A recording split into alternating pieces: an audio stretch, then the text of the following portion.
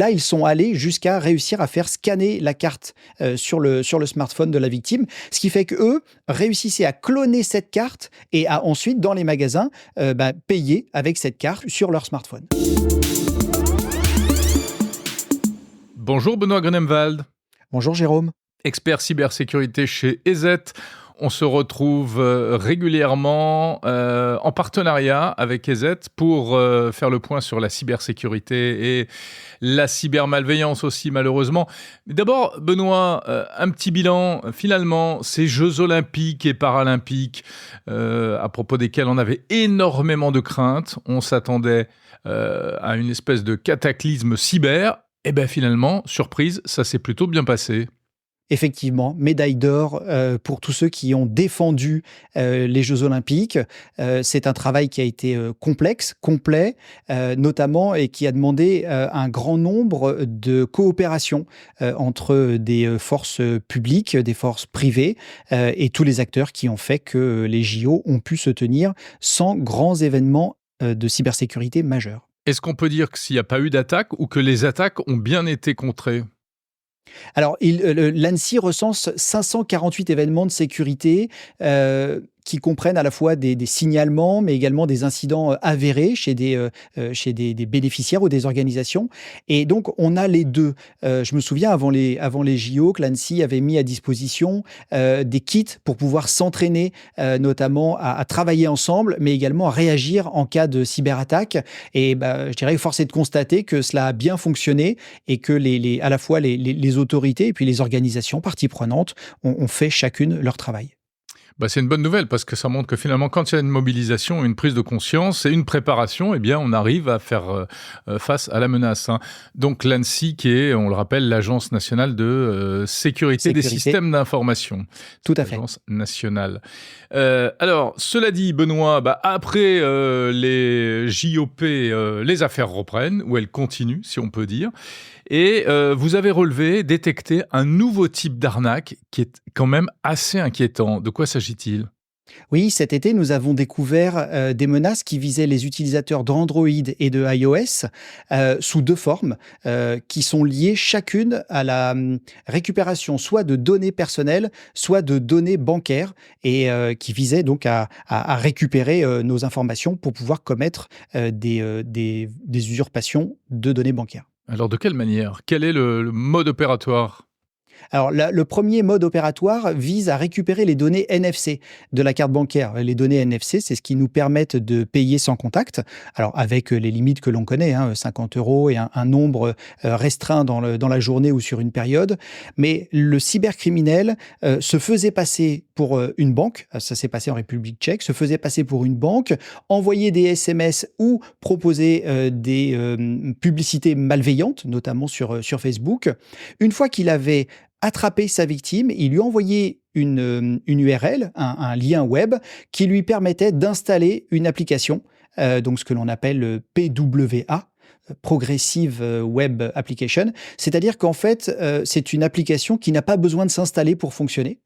Et à partir de là, il réussissait à récupérer des informations sur la carte bancaire en demandant à la victime de passer sa carte bancaire sur son lecteur NFC. Ouais, c'est assez surprenant quand même, parce que ça fait appel à une pratique plutôt inhabituelle. Enfin, je veux dire, on fait pas ça tous les 4 matins de mettre sa carte bancaire sur son téléphone. Clairement, et c'est là où on se dit que ces acteurs malveillants sont vraiment très persuasifs parce qu'on sait qu'ils arrivent à nous persuader de leur transmettre des codes, par exemple, pour valider des paiements ou pour autoriser l'ajout d'un nouveau bénéficiaire pour des RIB et des virements dans nos comptes. Et là, ils sont allés jusqu'à réussir à faire scanner la carte sur le smartphone de la victime, ce qui fait qu'eux réussissaient à cloner cette carte et à ensuite, dans les magasins, payer avec cette carte, enfin avec notre carte, sur leur smartphone. Est-ce qu'ils pouvaient nous prendre de l'argent directement via cette arnaque ? Alors le paiement sans contact, permet, fonctionne sur un TPE, donc chez un commerçant. Alors peut-être qu'avec l'aide d'un commerçant malveillant, il pouvait, récupérer, l'argent une fois, 2 fois jusqu'à atteindre la limite et puis ensuite demander aux commerçants, de leur donner, de leur restituer cette opération en liquide. Mais, ça l'histoire ne le dit pas. A priori, ils ont plutôt, bénéficié d'achat et ensuite on sait comment ça se passe quand les cybercriminels achètent des éléments, et bien la plupart du temps ils les revendent, donc il y a du resell, ils utilisent des mules ou d'autres personnes pour revendre et donc là avoir du cash. Alors, on a beaucoup parlé, je crois qu'on en avait parlé ensemble lors d'un précédent rendez-vous, des arnaques aux faux conseillers bancaires. C'est un petit peu la suite, ça, non? Complètement, on est sur un niveau qui est supérieur. J'ai l'impression qu'ils ont, un petit peu, comment dire? Éclusé, les différentes arnaques aux faux conseillers bancaires qu'ils pouvaient faire de manière, si je puis dire, traditionnelle ou celle que l'on connaissait auparavant. Oui, d'ailleurs, Et il y a là, des ils sont protections maintenant, hein, et qui commencent à se mettre en place. Donc, en principe, c'est un fléau qui devrait disparaître.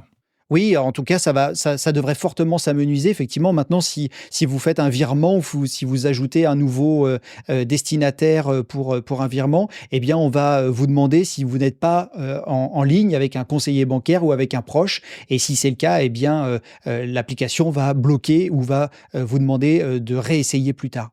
Mais là, il n'y a pas encore d'avertissement qui vous disent si vous êtes avec un conseiller bancaire et que celui-ci vous demande de scanner votre carte, eh bien, vous allez le faire. Vous n'allez pas forcément avoir de warning qui vont vous alerter.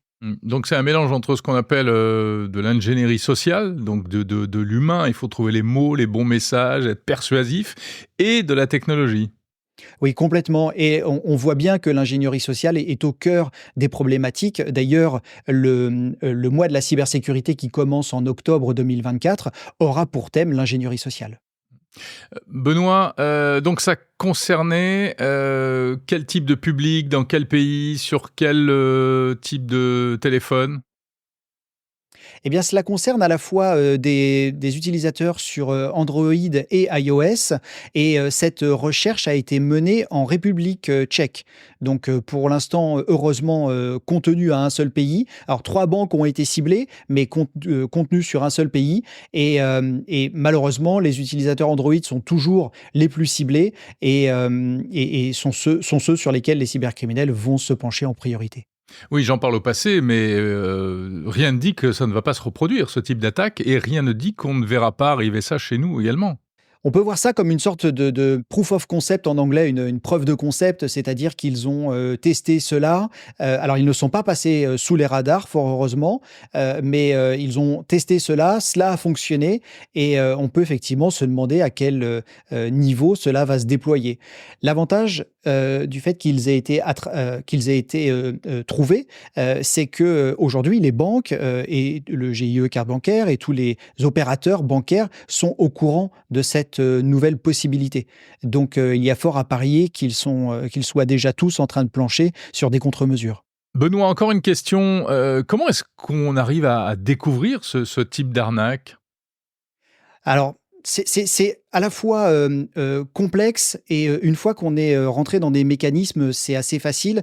En fait, on a 16 laboratoires à travers le monde et dans ces laboratoires, il y a des chercheurs qui mettent en place à la fois des honeypots, mais également Attends, en français, donc des pots de miel, hein, pour attirer les pirates, c'est ça? Exactement, c'est-à-dire qu'on essaye nous-mêmes d'être une victime. Donc ça, c'est un des premiers moyens d'attirer les cybercriminels. Et puis ensuite, on a également des coopérations avec les institutions bancaires, mais pas que, avec différentes organisations qui vont voir des éléments suspects et nous demander si on peut les étudier. Et puis ensuite, il faut quand même savoir que on protège 1 milliard d'internautes à travers le monde et qu'il est facile pour nous de récupérer des données anonymes qui vont nous mettre la puce à l'oreille. Alors ça passe à la fois par des systèmes automatiques de l'intelligence artificielle qui va dire, bah, tiens, là j'ai vu un logiciel, est-ce qu'il est malveillant, est-ce qu'il n'est pas malveillant, quel est son comportement? Et s'il y a un comportement qui est suspect et notamment que l'intelligence artificielle logiciel ne peut pas qualifier, eh bien en fait ça va remonter à un ingénieur recherche qui lui aura pour objectif de déterminer si c'est ou pas un logiciel malveillant. Et c'est là où on va vraiment très régulièrement récupérer des logiciels malveillants grâce à ce système, on va dire, semi-automatique. Et puis, les auditeurs de Monde Numérique aussi sont prévenus du coup. Donc, si on vous demande de passer votre carte bancaire sur votre téléphone, eh bien surtout ne le faites pas, enfin, à moins d'avoir recueilli toutes les garanties préalables, hein. Mais c'est vrai que c'est une pratique qui est pas vraiment répandue encore aujourd'hui. Enfin, moi, j'ai jamais été appelé par ma banque ou je n'ai jamais utilisé ce type d'opération, même de manière légale. Oui, c'est quelque chose qui est tout à fait, inhabituel. On peut l'utiliser, notamment dans le monde du hacking, lorsque l'on souhaite, lire ou copier des tags NFC, notamment lorsque vous avez, des anciens vigiques qui vous permettent d'ouvrir les portes pour Mmh. accéder aux immeubles, par exemple. Eh bien, en fait, on peut lire ces tags. Si, ce sont des anciens, on peut parfois même les copier, ce qui est pratique si vous le perdez. Mais les nouvelles générations sont plus complexes et plus sécurisées. Donc ça n'a plus trop d'intérêt aujourd'hui de le faire avec son smartphone. Eh bien, merci beaucoup, Benoît Grunemwald, expert cybersécurité chez EZ.